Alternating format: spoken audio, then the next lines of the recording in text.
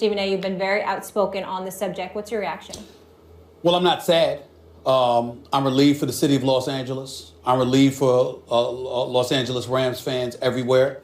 And I stand by that. I want to modify something. You know, in the tease leading into the show, I didn't know what Mike were going to ask me, and they asked me about about Jeff Fisher's firing.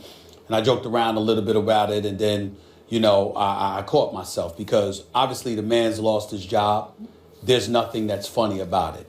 So I need to show the proper respect and treat this with the seriousness that it deserves.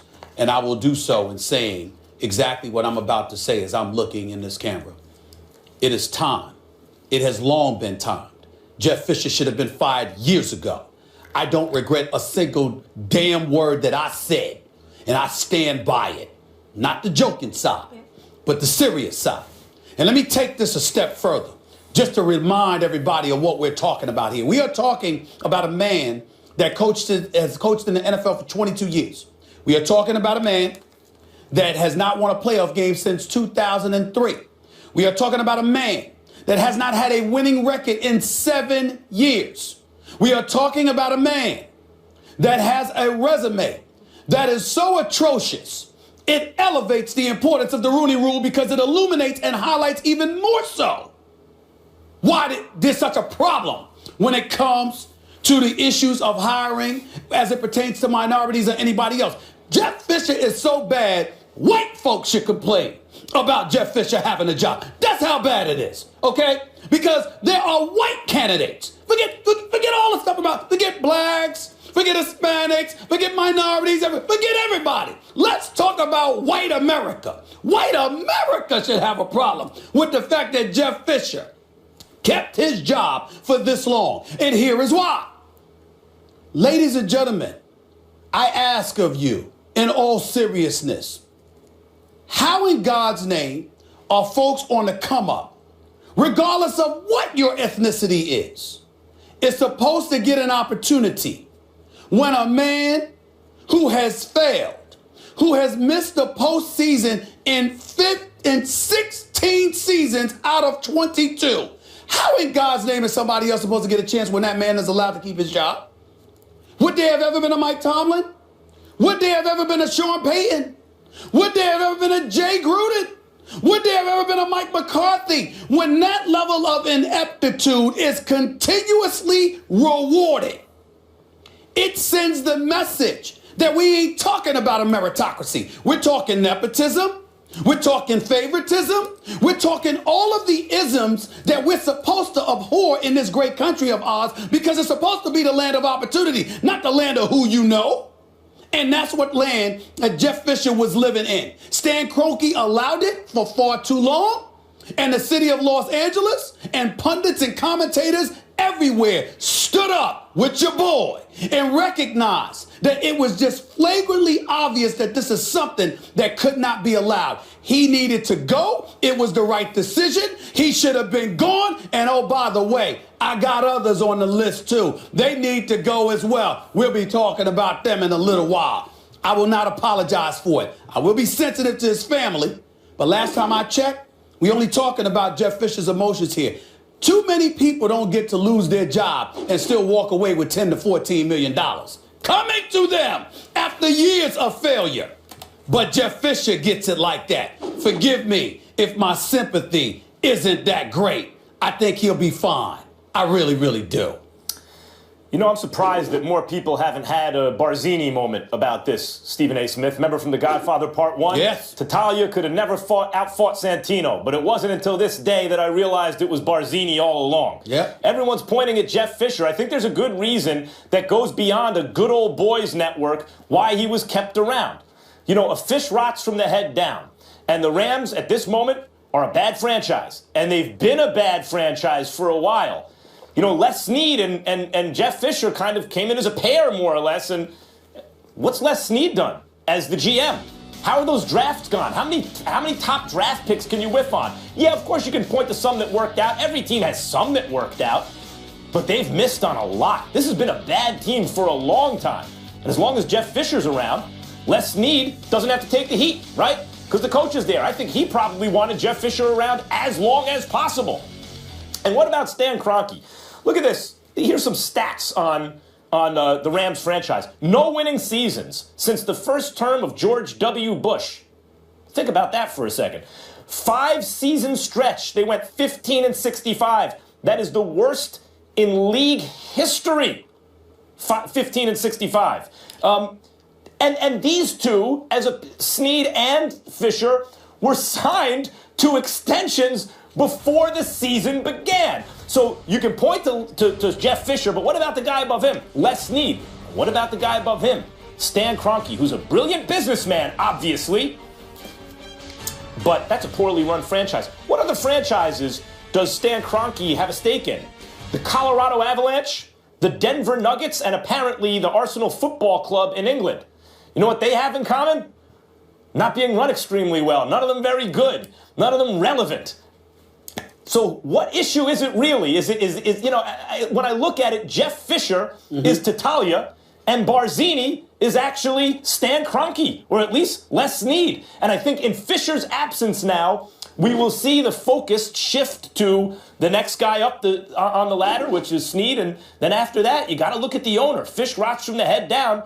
And what we have here is a rotten fish. Well, let's be clear about a couple of things, Max. Number one, he had Steve McNair rode those coattails to a Super Bowl appearance, coming within a yard and a half or so of capturing a Super Bowl title. And ever since then, he came across as somebody who was better than the players. I know he had a reputation as a player's coach, but I don't see how you could have a reputation as a player's coach if you are somebody that can't get the players to perform for you. That's number one. Number two, I think it's important to point this out. Do you know, Max, that even on the way out the door, Jeff Fisher was actually done a favor? Because his loss last week tied him with Dan Reeves to being the losingest coach in the history of the NFL. Another loss this week against the Seattle Seahawks, which is surely coming, by the way. A loss to the Seattle Seahawks this week will have officially made Jeff Fisher the worst, most losingest coach in NFL history. Not to say that Dan Reeves is that way, because Dan Reeves went to a couple of Super Bowls, but you get where I'm coming from. My point to you is this. These are the kind of things that happen. And I think it's very important to point this out. My issue, I'm not up here trying to get people fired. My point is that if you are in a results-oriented business and you don't produce results, how many people get the opportunities you have? If we can't be it's fair. Not personal. Exactly. I don't know the man. Well, actually, Stephen A., let me turn that around for you for a second. Sure. It's not that you're up there trying to get someone fired. It's that you're up there trying to get someone hired, a more deserving candidate. And when someone doesn't get fired, when it's not meritocratic, when it's inefficient that way, it denies opportunity to candidates who've earned it. And you brought up, well, white people should be for the Jeff Fisher firing. Yeah, I think, football fans want their team to win. Period. And if the coach is black or white, and unless you have real issues, those are things you got to work out yourself if you do. Listen. They don't care what color the coach is if the football team is winning. At least they should. Listen, let me tell you something right now. I think Marvin Lewis should have been gone years ago, okay? It ain't about no damn ethnicity. It's about results. I think he should have been gone years ago. But it's pretty hard to make that argument when a man goes to 5 straight playoff appearances when you keep Jeff Fisher employed. And it's pretty hard for dudes on the come-up who work their tails off, black, white, and otherwise, all throughout the NFL and throughout college sports. It's pretty hard for them to get an opportunity when you got individuals like Jeff Fisher who are allowed to keep their job. I'm sure there's some role he can play. I'm sure he's a smart football mind, and there's some kind of contribution that he can make. I'm not saying the man doesn't deserve a job. I'm saying he does not deserve to be a head coach in the National Football League. He has had his time. It has long been over, and thank God it's finally official. We'll leave it there. Is it a waste of time to think anyone else is going to come out of the AFC other than New England? I really do feel that way. I really do feel that way because I think with Brady, they're a well-oiled machine. And I think that the rest of the AFC, even though they can make it interesting, the team best suited to go up against them from a disciplined and focused perspective are the Kansas City Chiefs. But you're not going to get me to pick Alex Smith over Tom Brady, especially if they got to go to Foxborough to play. The only shot Kansas City has is if they somehow, some way maneuver themselves in position to get the top seed, and the road to the Super Bowl has to come through Arrowhead Stadium. If Tom Brady has to go to Arrowhead, that would be an entirely different challenge than Kansas City going to Foxborough. If Kansas City goes to Foxborough, as far as I'm concerned, they have no shot. What it if would the be a miracle. Steelers got hot? If the Steelers got hot, yeah, but again, that secondary up against Tom Brady, I don't like it. Right. I don't like it. Oakland, their defense, their secondary up against Tom Brady, I don't like it. Even though Khalil Mack getting to Tom Brady with Bruce Irvin and those boys, they can make it a bit interesting, but I'm not sold on them, particularly after I watched them perform against the Kansas City Chiefs this last week. And then, of course, don't get me started with anybody from the AFC South. I won't even consider it. And so when you look at it from that perspective, that's how we get to that conclusion. To me, the team with the best shot based on experience, based on not shrinking in the moment, would be the Steelers. The team best in terms of focus, preparation, discipline, and not beating themselves would be Kansas City. But Pittsburgh's secondary and Alex Smith in Kansas City, to me, eradicate the possibilities of those two teams, which is why I don't think there's really any sense in thinking that somebody's going to knock off New England unless New England loses the number 1 seed and they have to go on the road. Mm-hmm. If they have to go through, if they get to stay in Foxborough, they're going back to the Super Bowl. Max? I picked New England to get back to the Super Bowl this year and face Seattle, who I thought would win the Super Bowl, and I'm still not moved off that prediction, although Seattle's struggling, so that means I think the Patriots are still likely to come out of the AFC, but that's different than saying no one else has a shot. They're favorites, but they shouldn't be prohibitive favorites. If you look at Kansas City, if you look at Oakland, and the puncher's chance that Derek Carr gives that offense late in games, look at last night's game. On the road, the Ravens had a chance in the fourth quarter, and if not for one inexplicably sluggish series, right, of downs where it was just slow moving and one blown coverage, maybe they win on the road against the Patriots. Now, it's a lot of ifs, I understand that, but they were very much in that game in the fourth quarter, and I don't look at Baltimore as world beaters. So, yes, the Patriots should be favored to come out of the AFC, as I predicted they would before the season started, but based on what I'm seeing right now and based on the quality of the other teams and the specific attributes of the other teams, Stephen A., you mentioned Arrowhead, how difficult the Chiefs are there. But again, the Raiders, even though I think it's a year too early, I think next year they might be Super Bowl favorites, depending on what they do to their defense in the offseason. But even right now, we have consistently seen the Raiders win games that they were really no better than the other team. Well, but they have a special quarterback and an elite receiving core and late in games that makes them extremely dangerous. Couple of things worth pointing out, Max. Number one, did you watch Brady yell at, I think it was Edelman last night when he ran the wrong route and what have you? I mean, this is accountability. This is leadership. This is what you would have liked to have seen from Dak when it came to Dez running those routes that he was running the other day. Let me be clear. The other point that I wanted to point out about Brady is this. Look, against an Eli Manning and against a Ray Lewis, I think Eli Manning's like a 1-6 or 1-7 in the postseason against those guys. Here's my issue. Where's that Ray Lewis?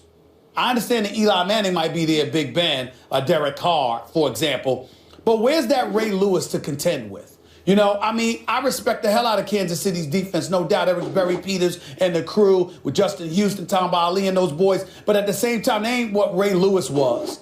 They damn sure don't have that on Oakland outside of Khalil Mack. Now, you can sit up there and say Khalil Mack in terms of, you know, what he brings to the table as it pertains to getting to the quarterback.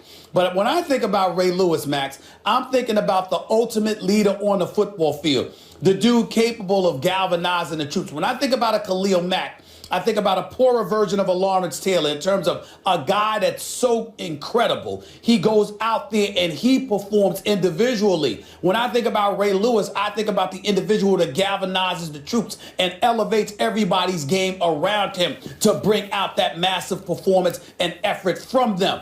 I don't see anyone in the AFC that's capable of doing that on the defensive side of the ball. And as a result, how you going to neutralize Tom Brady? Well, you can't win without neutralizing Tom Brady against the Patriots. I like the Ray Lewis point. Ray Lewis is, you know, one of the greatest players ever, and you want to neutralize one of the greatest players ever, Tom Brady, on the other side. Maybe it's good to have one of the greatest players ever on defense on your side, particularly when that player is a leader of the defense the way Tom Brady is a leader of the offense. I'll point out, though, that against John Elway and the Broncos, since you brought up Lawrence Taylor, who was not the same kind of leader that Ray Lewis was, right. They still beat the Broncos, and LT was the best, player in football that year. Listen, wait a minute now. There was the Harry Carsons of the world, Carl-Banks and others on the squad with them now. No doubt about it. I'm talking about the impact that a special player can have on defense.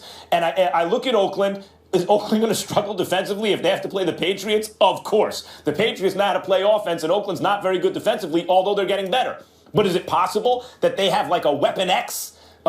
Sorry, Dawkins, on that, but they have a Weapon X on their side that can make some big plays when it matters most? Yeah, they do. They have maybe the most talented defender in the league in Khalil Mack. Okay. All I got to say is it must be nice to be a Boston sports fan. Unbelievable, that city. They're doing it up a little bit. I'm very concerned as a New Yorker. They'll get no credit the Red Sox, the now the damn Patriots,